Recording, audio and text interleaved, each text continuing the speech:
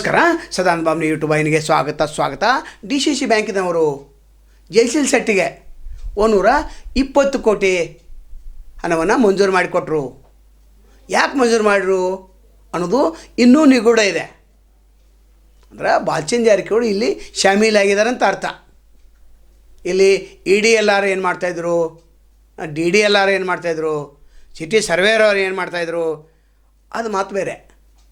ಇಲ್ಲಿ ಎಲ್ಲರೂ ಕೂಡಿ ಉಂಡು ಬಿಟ್ಟಿದ್ದಾರೆ ಅಂತ ಅರ್ಥ. ಅಂದರೆ ಸರ್ಕಾರಿ ಜಾಗ ಇದು 5 ಎಕರೆ ಏನಿದೆ ಅದು ಸರ್ಕಾರಿ ಜಾಗ. SP ಅವ್ರ ಹೆಸರು ಮೇಲಿದೆ. ಆದರೂ ಕೂಡ 25 ಜನ ಏನು ಮುಜಾವರ್ ಟೀಮ್ ಇತ್ತು ಅವರಿಂದ ಜಯಶೀಲ್ ಶೆಟ್ಟಿ ಖರೀದಿ ಮಾಡಿದರು. ಅದರ ಸರ್ಕಾರಿ ಜಾಗ ಯಾವ ರೀತಿ ಖರೀದಿ ಮಾಡಿಕೊಟ್ರು, ಇದರಲ್ಲಿ ಯಾರ್ಯಾರು ಇನ್ವಾಲ್ವ್ ಆಗಿದ್ದಾರೆ ಎಲ್ಲರೂ ಸಸ್ಪೆಂಡ್ ಆಗಿ ಹೋಗ್ತಾರೆ. DCC ಬ್ಯಾಂಕ್ದವರು ಸಾಲ ಕೊಡುವಂಥ ಹೊತ್ತಿನಲ್ಲಿ ನಾವು ಅದನ್ನು ಅಡು ಇಟ್ಟುಕೊಂಡೇವೆ ಅಂತ ಹೇಳ್ತಾರೆ. 100 ಕೋಟಿ ವ್ಯಾಲ್ಯೂ ಆಗ್ತೈತೆ ಅಂತ ಹೇಳ್ತಾರೆ. ಸರ್ಕಾರಿ ಜಾಗ ಮಾರ್ಕೊಂಡ ನಂತರ 100 ಕೋಟಿ ಹೆಂಗೆ ಆಗ್ತೈತೆ ಅದು DCC ಬ್ಯಾಂಕ್ದವ್ರಿಗೆ ಗೊತ್ತಿಲ್ಲ. ಅಂದರೆ ಜಯಶೀಲ್ ಶೆಟ್ಟಿ ಇಲ್ಲಿ ಟೊಪಿ ಹಾಕಿದಾರೆ ಅಂತ. ಅಲ್ಲಿ ಏನು ಮಾಡಿದ್ದಾರೆ, ಮನೀಷಾ ಬಾರ್ ಆ್ಯಂಡ್ ರೆಸ್ಟೋರೆಂಟ್ ತೆಗೆದಾರೆ. 4 ಗುಂಟೆಯಲ್ಲಿ ತೆಗಿಲಿ ಬೇಡ ಅನ್ನೋದಿಲ್ಲ. ಅದರ ಇದೇನು ಪರಿವರ್ತನೆ ಮಾಡಿದ್ದಾರೆ ಅದು 21/1/2026 ಕಮರ್ಷಿಯಲ್ ಆಗಿದೆ. ಅದು ಏನೇ ಅದಕ್ಕಿಂತ ಮೊದಲೇನೋ ಸಾಲ ಕೊಟ್ರೇನು, ಹೌದು ಅದಕ್ಕಿಂತ ಮೊದಲನೇ ಸಾಲ ಕೊಟ್ಟಿದ್ದಾರೆ. ಅಂದರೆ DCC ಬ್ಯಾಂಕ್ದಲ್ಲಿ ಬಾಲಚಂದ್ರ ಜಾರಕಿಹೊಳಿ ಏನು ಹೇಳ್ತಾರೆ ಅದು ಫೈನಲ್. ಇಲ್ಲಿ ಸಿಕ್ಕಿ ಹಾಕಿಕೊಳ್ಳೋರು ಯಾರು, ಅನಸಾಬ್ ಜೊಲ್ಲೆ, ಯಾಕಂದ್ರೆ ಅವು ಸಹಿ ಮಾಡಬೇಕಾಗ್ತದೆ. MD ಅಂದರೆ ಒಟ್ಟಾರೆ ಎಲ್ಲ ಗೊತ್ತಿದ್ದು ಕೂಡ, ಸರ್ಕಾರಿ ಜಾಗ ಗೊತ್ತಿದ್ದು ಕೂಡ ಇದನ್ನು ಯಾಕೆ ಮಾಡಿರು, ಯಾರು ಮಾಡಿರು, ತಮ್ಮ ಸ್ವಲಾಭಕ್ಕಾಗಿ. 1 ಲಕ್ಷ ರೈತರಿಗೆ ಸಾಲ ಕೊಡಬೇಕಾದ್ರೆ ನೀವು ಏನೇನು ಡಾಕ್ಯುಮೆಂಟ್ ತೊಗೋತೀರಿ ನಮಗೆಲ್ಲ ಗೊತ್ತಿದೆ. ಅದು ಸಾಲ ಸಿಗೋದಿಲ್ಲ. ರೈತ ಮುಖಂಡರು ನಾವು ಕೇಳತ್ತೇವೆ, ನೀವು ಹೋರಾಟ ಯಾವಾಗ ಮಾಡೋರು, ನೀವು ಎಲ್ಲ ಕಾಗದ ಪತ್ರಗಳು ಏನು ಗರ್ದಿಗಮ್ಮತ್ತಲ್ಲಿ ಬಾಪುಗೌಡ ಸ್ಪಷ್ಟವಾಗಿ ಹೇಳಿಬಿಟ್ಟಿದ್ದಾರೆ. ಅದು ವಿಡಿಯೋ ವೈರಲ್ ಮಾಡಬೇಕಂತಲೂ ಹೇಳಿದ್ದಾರೆ. ಎಲ್ಲರಿಗೂ ಗೊತ್ತಾಗಲ್ಲ DCC ಬ್ಯಾಂಕ್ದಲ್ಲಿ ಏನು ನಡೀತಾ ಇದೆ, ಏನು ನಡೀತಾ ಇಲ್ಲ, ಯಾರಿಗೆ ಸಾಲ ಕೊಟ್ಟಿದ್ದಾರೆ, ಯಾರಿಗೆ ಸಾಲ ಕೊಡ್ತಾಯಿಲ್ಲ. ಮತ್ತು ನಾವು ಸರ್ವೆ ನಂಬರ್ ಕೊಡ್ತೇವೆ ನೋಡ್ಕೊಂಡು ಬರ್ರಿ ಅಂತ ಯಾರು ಹೇಳ್ತಾರೆ, ಅನಸಾಬ್ ಜೊಲ್ಲೆ ಹೇಳ್ತಾರೆ. ಅಂದರೆ ಸರ್ಕಾರಿ ಜಾಗದಾಗ ನಾವು ನೋಡ್ಕೊಂಬರ್ಬೇಕು. ಅಂದರೆ ಪತ್ರಕರ್ತರು ಕೂಡ ನೋಡ್ಕೊಳ್ಳಿಲ್ಲ. ಆದರೆ ಬಾಪುಗೌಡರು ಸ್ಪಷ್ಟವಾಗಿ ಎಲ್ಲ ಡಾಕ್ಯುಮೆಂಟ್ಸ್ ತೆಗೆದುಬಿಟ್ರು.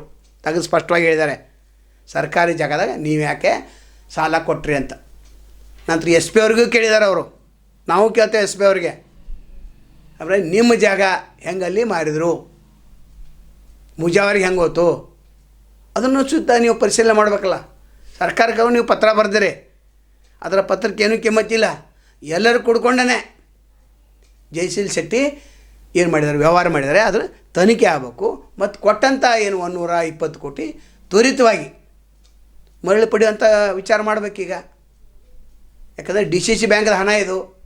ಮತ್ತು ಭಾಳ ತ್ರಾಸು ಮಾಡ್ಕೊಂಡಂತ, ಭಾಳ ಬುರುಗಡೆ ಆಗೈತೆ ಅಂತ ಕುಂದಾಪುರ ಅಲ್ಲಿ. ಅಂದರೆ ಏನಿದು ಅಂದರೆ ನಿಮ್ಮ ವಿರುದ್ಧ ಯಾರು ಹೋಗ್ತಾರೆ ಅದೆಲ್ಲ ಕೊಟ್ಟಿದ್ದ ದಾಖಲೆಗಳು. ಮತ್ತು ನೀವೇನು ಹೇಳಿದ್ದು ಪತ್ರಕರ್ತರು ಕೇಳೋಂಗಿಲ್ಲ, TV ಮಾಧ್ಯಮ ಕೇಳುವಂಥ ತಾಕತ್ತಿಲ್ಲ, ಎಲ್ಲರದ್ದು ಮುಗ್ದಿದೆ. ರಾಜಕಾರಣ ಕೇಳೋಂಗಿಲ್ಲ, ಮತ್ತು DCC ಬ್ಯಾಂಕ್ ನಿರ್ದೇಶಕರು ಕೂಡ ಗೊತ್ತಿಲ್ಲ ಇದು. ಅಂದರೆ ಕೂಡಲೇ 120 ಕೋಟಿ ವಸೂಲಿ ಮಾಡಲೇಬೇಕು. ಮತ್ತು SP ಅವರು ಕೂಡ ಇದು ನನ್ನ ಜಮೀನು ಅಂತ ಹೇಳಿದ್ದಾರೆ. ಉತ್ತರದಲ್ಲಿ ಅದೇ ಇದೆ. ಒಟ್ಟಾರೆ ಜಯಶೀಲ್ ಶೆಟ್ಟಿ DCC ಬ್ಯಾಂಕಿಗೆ ಮೋಸ ಮಾಡಿಬಿಟ್ರು ಅಂತ.